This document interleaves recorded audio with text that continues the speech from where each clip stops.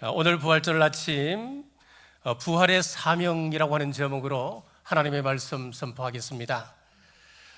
오늘 우리가 읽었던 이 말씀 마태복음 28장은 예수님의 부활을 목격한 여인들의 이야기를 기록하고 있습니다. 안식 후 첫날 아침에 여인들이 무덤을 찾아갔습니다. 이유가 있었습니다. 예수님의 시신에 향품을 바르기 위해서였습니다. 그러나 무덤은 텅 비어 있었습니다. 대신 여인들은 천사를 만나는데 천사들로 하여금 놀라운 이야기를 전해 듣게 되었습니다. 5절에서 6절입니다. 천사가 여자에게 말하 이르되 너희는 무서워하지 말라. 십자가에 못 박히신 예수를 너희가 찾는 줄을 내가 아노라. 그가 여기 계시지 않고 그가 말씀하시던 대로 살아나셨느니라. 와서 그가 누우셨던 것을 보라. 천사는 예수님께서 살아나셨다라고 선포했습니다. 7절입니다. 또 빨리 가서 그의 제자들에게 이르되 그가 죽은 자 가운데서 살아나셨고 너희보다 먼저 갈릴리로 가시나니 거기서 너희가 배우리라 하라. 보라, 내가 너희에게 일렀느니라 하거늘. 자, 6절과 7절 오늘 우리가 말씀을 읽었는데, 자, 여기서 여러분들은 동사, 중요한 동사 4가지를 찾으셔야 됩니다. 제가 다시 한번 6절과 7절에서 찾아보아야 할 동사를 위주로 말씀을 다시 한번 읽겠습니다. 왔어, 그가 누우셨던 것을 보라. 여기 2개의 동사 중요한 것이 있습니다. 7절입니다. 빨리 가서 그의 제자들에게 이르되, 여기도 2개가 있습니다. 오라, 보라, 가라, 이르라고 하는 말은 말하라 그 말씀이잖아요. 자, 오늘 이 4 동사를 부활절 아침 우리에게 주시는 사명으로 받으시기를 주님의 이름으로 축복합니다. 자, 첫째, 오라고 하십니다. 6절 하반절입니다. 와서 그가 누우셨던 것을 보라. 자, 예수님의 부활을 경험하려면 먼저 그분께 나아가셔야 합니다. 신앙 유무를 떠나서 미국 사람들은 1년에 꼭 2번은 교회를 찾아간다 합니다. 그날이 무슨 날인 줄 아십니까? 예수님께서 탄생하셨던 성탄절과 또 예수님께서 부활하셨다고 하는 부활절을 기리기 위해서 그들은 꼭 교회를 찾아간다고 합니다. 그런데 2번가는 그날 설교가 가장 이해하기 힘든 설교를 하는 날입니다. 어떻게 믿음이 없는 사람이 동정녀 마리아의 탄생하신 그 예수님을 이해할 수 있겠습니까? 어떻게 죽은 자 가운데서 다시 살아나신 그 부활의 설교를 그 사람들이 받아들일 수 있겠습니까? 믿음 없이 가장 어려운 설교를 그 사람들은 듣는 겁니다. 나는 믿음이 뭔지 모르겠어요. 구원의 확신도 10몇 년을 믿었지만은 모르겠어요. 그래서 이 자리에 오는 것조차 너무너무 나는 부담스러워요. 여러분, 그래도 잘 오셨습니다. 은혜 받으시려면 일단 오셔야 합니다. 오늘 오신 그 한 걸음이 부활의 능력을 경험하는 첫 걸음입니다. 둘째, 보라 하십니다. 6절입니다. 그가 여기 계시지 않고 그가 말씀하시던 대로 살아나셨느니라. 와서 그가 누우셨던 것을 보라. 자, 우리 신앙에서 본다라고 하는 것은 단순히 육의 눈을 가지고 보는 것만을 의미하지 않습니다. 믿음으로 깨닫고 마음 깊이 새기는 것을 말씀합니다. 불과 얼마 전까지만 하더라도 잡혀갈까 두려워서 도망갔던 예수님의 제자들, 그들은 갑자기 입을 열어 그 예수님을 전가하기 시작했습니다. 이유가 무엇일까요? 부활하신 주님을 보았기 때문에 주님을 위하여 기꺼이 생명까지 내어놓을 수 있었습니다. 수제자였던 베드로는 십자가에 거꾸로 매달려 순교했습니다. 안드레는 X 십자가에 순교당했습니다. 야고보, 빌립, 바돌로메, 의심 많았던 도마까지 모두가 부활하신 주님 만난 후 그 사랑과 진리를 전하다 순교했습니다. 한때 예수님을 믿는 사람들을 핍박하던 청년 사울, 부활하신 주님을 만난 그 이후에 그의 인생이 송두리째 바뀌었습니다. 바울로 살아가며 부활하신 예수님을 증거하다 그 또한 순교했습니다. 왜일까요? 우리 사람 쉽게 변하지 않지 않습니까? 우리 본성은 변하지 않는다, 그 말이 왜 나왔겠습니까? 그만큼 우리 사람은 변하기 힘든 존재다, 그 말이지요. 원래 유대인들은 전통적으로 토요일을 안식일로 철저히 지켰는데, 토요일 즉 안식일은 예수님의 그림자라고 이야기하며 주일날 모여 예배드리기 시작하는 것이었습니다. 오직 하나님을 믿는 그 사람들이 이제는 예수님도 하나님이다, 그렇게 말하는 것이었습니다. 동물 제사를 드리는 이들에게 예수님은 마지막 제물이시다, 그러면서 예배의 모든 형태까지 바꿔버린 것 아니겠습니까? 단 하루아침에 바뀌었습니다. 왜요? 그들은 보았기 때문에 그렇습니다. 어떤 사람은 이렇게 말합니다. 그때는 미신이 많은 시대였다. 미신적인 세계관, 마술적인 세계관을 가지고 있어서 부활을 믿기 쉬웠을 것이다 라고 말합니다. 그런데요, 천만의 말씀입니다. 2000년 전의 사람들도 우리처럼 똑같이 생각했고 우리처럼 똑같이 생각하며 그들은 역시 의심했었습니다. 성경을 보면 예수님의 부활을 처음에는 그 누구도 믿지 않았습니다. 예수님께서 사흘 후에 다시 살아난다 누누이 말씀하셨지만은 그 예수님의 말씀을 직접 들었던 제자들조차도 단 한 명도 그 부활을 믿지 못했습니다. 예수님께서 십자가를 지시고 죽고 난 이후에 돌무덤에 들어가셨을 때에 부활하신다고 하는 그 이야기를 믿었고 단 한 명도 그 제자들은 그 앞에 기다린 사람이 없었다는 이야기입니다. 막달라 마리아도 무덤이 비어 있었을 때 예수님께서 부활하신 거였구나, 그렇게 말하지 않았습니다. 누가 우리 주님의 시신을 옮겨갔나, 누가 훔쳐갔느냐, 그런 통곡하고 울부짖었습니다. 다른 제자들도 마찬가지였습니다. 여인들로 하여금 귀한 복음의 소식을 전해받았지만은 그 말이 허탄한 듯 들려 믿지 않았다라고 누가복음은 말씀하고 있습니다. 심지어 10명의 제자가 부활하신 주님을 보았음에도 그 자리에 없었던 의심 많은 도마 단 한 사람을 설득시키지 못했습니다. 그만큼 부활의 소식은 충격이었고 믿지 못할 의심스러운 사건이었습니다. 부활하신 예수님 앞에 수많은 제자들이 경배했습니다. 직접 부활하신 예수님을 만났습니다.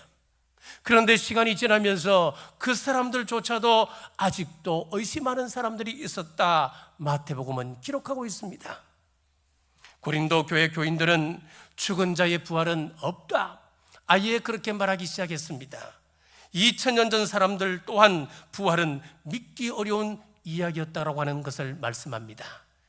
그래서 사람들은 부활을 부정하기 위하여 수많은 가설을 만들어내기 시작했습니다.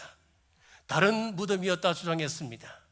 그 여인들이 찾아갔던 무덤이 예수님의 무덤이 아니었다라고 한다면 예수님이 무덤 속에 들어가셨던 그 무덤 직접 다시 보여주면 될 것 아니겠습니까? 환상이었나요? 천만에요. 500여 명의 성도들에게 일시에 나타나셔서 보이셨고 40일 동안 예수님을 환상 가운데 보았다. 여러분, 그게 가능할까요? 이게 이성적이고 논리적이고 합리적이라고 이야기하는 학자들이 할 말입니까? 맞으면 좋고 요즘처럼 틀리면 그만이다, 그렇게 이야기할 수 있는 겁니까? 19세기 독일 이성주의자 칼 벤트리가 제기한 기적설이 있습니다. 기절설이 있습니다. 기절설. 자, 이것은 부활절이 되면 우리가 한두 번은 꼭 들어봤던 그런 가설 중 하나인데, 예수님께서 죽은 것이 아니고 과다출혈과 탈진으로 일시 기절하셨다, 기절하셨다가 다시 깨어나신 것이다, 그렇게 추적하는 것이 기절설입니다. 예수님이 십자가상에서 머리에 가시관을 쓰셨습니다. 양손과 발에는 굵은 못으로 박히셨습니다. 옆구리에는 큰 창으로 찔림 받으셨습니다. 그런데 용케도 순간 그 고통스러운 것을 이기지 못하고 기절했다가 깨어나셨다는 거예요. 깨어나서 보니까 이제 무덤 속에 있었고, 자기 발목에는 굵은 못을 박아놨으니까 이제 그것을 못을 빼고 이제 장사 지냈을 거 아니에요. 발목을 보니까 둥근 것이 파여 있었고 뻥 뚫려 있는 겁니다. 옆구리는 슬입니다. 옆구리에 창을 찔렀으니까 퉁퉁 부어 있고 이제 걸음조차 제대로 걷지를 못하는 겁니다. 이루 말할 수 없는 고통이 깊고 컸었습니다. 걷지도 못하고 엉금엉금 무덤 바깥으로 기어나와 보니까 제자들이 있었어요. 그 제자들을 보고는, 야, 내가 사실은 말이야 죽은 것이 아니었어. 내가 잠깐 기절했었어. 내가 이제 깨어났단다. 야, 그러고 있지 말고 나 좀 어떻게 좀 해봐봐. 제자들이 보니까 온몸이 피투성이 멍투성입니다. 도저히 볼 수가 없습니다. 그래서 너무너무 불쌍해서 붕대로 칭칭 감아주고 간호해주다가 한 제자가 말하기를, 야, 우리 이럴 것이 아니고 예수님 부활했다고 우리 전하자. 그런데 말이야, 그냥 부활했다고 하면은 부활했다는 것은 맞지만은 기절했다가 부활했다고 하면은, 깨어났다고 하면은 우리 다 죽는다. 그러니까 기절했다고 하는 그 이야기는 우리가 속 빼버리고 지금 예수님께서 살아나 계셔 있으니까 그냥 이 현상만 보고 예수님 사셨다, 우리 그것만 전하자. 자, 다시 한번 맹세하기를, 누구 한 사람도 기절 이야기하면 안 된다. 예수님께서는 죽었다가 부활하셨다고 우리 전해야 되는 거야. 맹세를 했다는 거예요. 여러분, 이런 거짓말에 자신의 목숨을 걸 사람이 누가 있겠습니까? 여러분, 시신을 훔쳤다고요? 여러분 같으면 그 훔친 시체를 위하여서 남은 평생 그를 위하여 살고 그 시체를 위하여 목숨을 걸고 지켜나간다. 어느 미친 사람이 그러겠습니까? 그들은 부활하신 주님을 분명히 만났습니다. 그렇기에 기꺼이 그 길을 걸어갔던 것입니다. 모우랜드라고 하는 박사가 이런 말을 했습니다. 그들은 부활하신 예수를 만났기에 그토록 확신했고 그 확신은 설명 가능한 어떤 이론보다 강력했다라고 말했습니다. 찰스 콜슨이라고 하는 사람이 있습니다. 이 사람은 닉슨 대통령의 보좌관으로서 닉슨 대통령의 법률 고문이기도 했습니다. 닉슨 대통령 그러면은 여러분들은 무엇이 떠오르나요? 워터게이트 사건이 떠오르실 것입니다. 그 워터게이트 사건 때 이 콜빈이 이제 모든 것을 지휘를 하는 겁니다. 그 자리에는 우리 대통령이 없었다라고 하는 알리바이를 만들게 되는데, 당시 최고의 석각들, 세고에서 제일 머리가 좋다고 하는 예일대 출신들을 모아서 이제 확실한 그런 시나리오, 분명한 시나리오를, 거짓 시나리오를 쓰게 되었습니다. 그런데 완벽하고 세계에서 가장 머리 좋은 예일대 출신의 사람들이 모여서 그 시나리오를 썼는데 단 18일 만에 들통나고 말았습니다.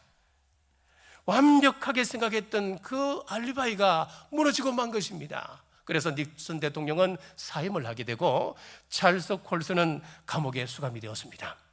감옥에 들어간 찰스 콜슨이 곰곰이 생각합니다. 어떻게 이런 일이 가능할까?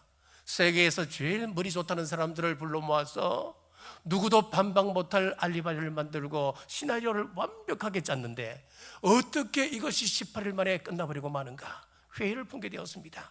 그리고 자기 생각, 머리를 팍 지나가는 생각 하나가 뭐냐면은, 야, 그러면은 예수님의 그 부활은 어떻게 하여 2000년 동안 지금까지 사람들이 믿고 사람들이 그 신앙의 대상으로 삼고 있을까? 이걸 의문을 품게 된 거예요. 그는 깨달았습니다. 배운 것도 많지 아니하고 그저 어부 출신에 불과했던 사람들이 자신의 목숨을 바쳐가며까지 예수님의 부활 소식을 2000년 동안 전했는데 흔들리지 않고 지금까지 지속되는 이유는 그 이야기가 진실이기 때문이다 라고 결론을 내게 되었습니다. 만약 이것이 거짓말이었다면 자기들처럼 18일 만에 끝나버렸을 것이다. 그래서 예수님의 부활 사건이 자신의 믿음으로 다가오기 시작했습니다. 출산 이후에 이 사람은 목회자의 길을 걷게 되었습니다. 여러분, 거짓은 무너집니다. 하지만 진실은 영원한 것입니다. 셋째, 가라 하십니다. 7절 상반절입니다. 또 빨리 갔어. 자, 오라 그랬습니다. 보라 그랬습니다. 이제 가라 하십니다. 오늘 천사도 빨리 가라라고 말했습니다. 자, 넷째, 말라라 하십니다. 7절 상반절입니다. 또 빨리 가서 그의 제자들에게 이르되 그가 죽은 자 가운데서 살아나셨고, 이제 가서 뭘 해야 될까요? 말해야 됩니다. 오늘 이 시간 여러분과 제가 이 자리에 한 공간에서 부활하신 우리 주님을 영접하고 부활하신 우리 주님을 찬양할 수 있는 이 은혜, 어떻게 이런 일이 가능합니까? 그것은 누군가가 우리에게 전해 주었기 때문에 그렇습니다. 누군가가 예수 그리스도의 부활의 소식을 우리에게 말해 주었기 때문에 저와 여러분은 이 자리에서 한 공동체로, 한 형제자매로 부활하신 그 하나님을, 예수님을 찬양하고 있는 것입니다. 그러므로 우리도 이제 확실한 이 부활의 귀한 소식을 듣고 우리는 믿음으로 그것을 봅니다. 바라봤다면 이제 세상에 나가서 우리 예수님을 전가하는 여러분 되시길 주님의 이름으로 축복합니다. 말씀을 맺겠습니다. 부활의 아침 4가지 동사를 꼭 기억하십시오. 주님께로 오십시오.